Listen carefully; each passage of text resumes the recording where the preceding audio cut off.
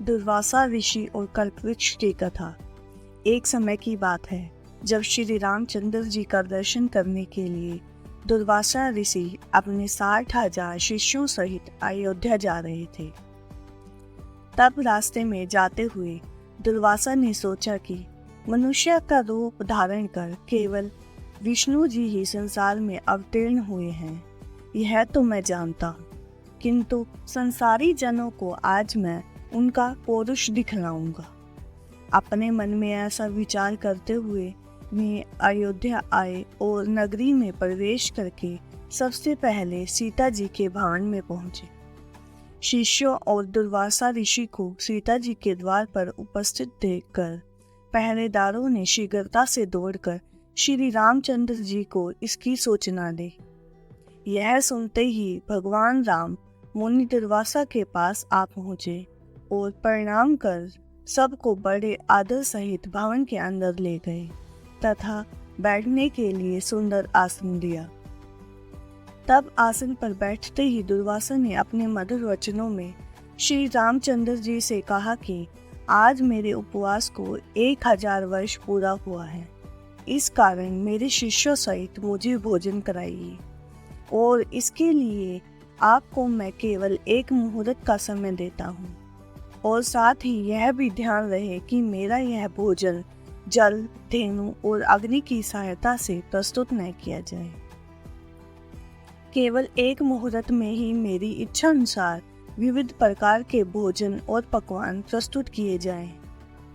इसके अतिरिक्त यदि तुम अपने गृहस्थ धर्म की रक्षा चाहते हो तो शिव पूजन निमित्त मुझे ऐसे पुष्प मंगवा दो जो पुष्प अब तक यहाँ किसी ने नहीं देखे हों। यदि तुम्हारे द्वारा ये किया जा सके तो मुझे स्पष्ट बता दो कि मैं इसमें असमर्थ हूँ और मैं चला जाऊँगा। तब मुनि की इस बात को सुनकर श्री रामचंद्र जी ने मुस्कुराते हुए कहा, ऋषिवर, मुझे आपकी सब आज्ञा स्वीकार है। तब राम की बात सुनकर दुर्वासा ने प्रसन्न होकर कहा, मैं सरयू नदी में स्नान करके अभी तुम्हारे पास आता हूँ, शीघ्रता करना। हमारे लिए सब सामग्रियों को प्रस्तुत करने के लिए अपने भाइयों और सीता को शीघ्रता के लिए कह देना। रामचंद्र जी ने कहा, अच्छा, आप जाइए, स्नान कराइए। दुर्वासा जी स्नान करने चले गए। राम चिंतित हो गए।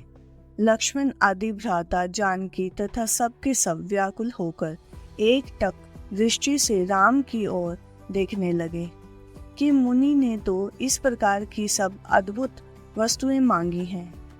इसके लिए देखते हैं कि अब भगवान क्या करते हैं, क्योंकि बिना अग्नि, जल और बिना धेनु के उनके लिए किस प्रकार के भोजन प्रस्तुत करते हैं। तब रामचंद्र जी ने लक्ष्मण जी से एक पत्र लिखवाया, फिर उस पत्र को अपने बाण में बांधकर धनुष पर चढ़ाया और छोड़ दिया। वह बाण वायु की वेग से उड़कर अमरावती में इंद्र की सभा में जाकर उनके सामने गिर पड़ा। उस बाण को देखकर इंद्र व्याकुल हो गए कि यह बाण किसका है। उठाकर देखा तो उस पर राम का नाम अंकित था। फिर उसमें बंधे पत्र को खोलकर पढ़ा। पत्र खुलते ही वह बाण फिर वहां से उड़कर राम के तरकश में आ गया। उधर इंद्र ने उस पत्र को सभा में बैठे हुए सभी देवताओं को सुनाया। उसमें लिखा था, इंद्र, स्वर्ग में सुखी रहो। मैं सर्वदा तुम्हारा स्मरण करता हूँ, परंतु तुम्हें एक आज्ञा देता हूँ।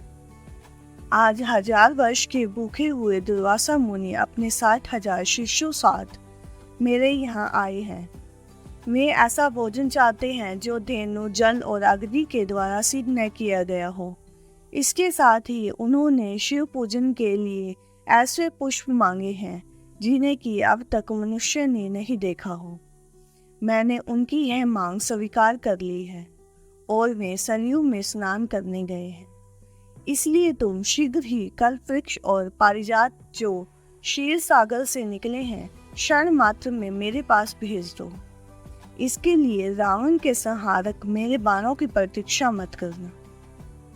यह पत्र देवताओं को सुनाकर इंद्रदेव तत्क्षण उठ पड़े और कल्पवृक्ष और पारिजात को साथ लेकर देवताओं के साथ विमान में बैठकर अयोध्या में आ पहुंचे। लक्ष्मण जी ने इंद्र का स्वागत किया। इंद्र ने राम के पास पहुंच पारिजात और कल्पवृक्ष को राम को अर्पण कर दिया। इतने में सरयू तट से दुर्वासा ने अपने एक शिष्य को राम के पास भेजा कि तुम जाकर देखो कि राम इस समय क्या कर रहे हैं। मैंने जो आज्ञा दी है उसके अनुसार कुछ अन्न अब तक बना है कि नहीं।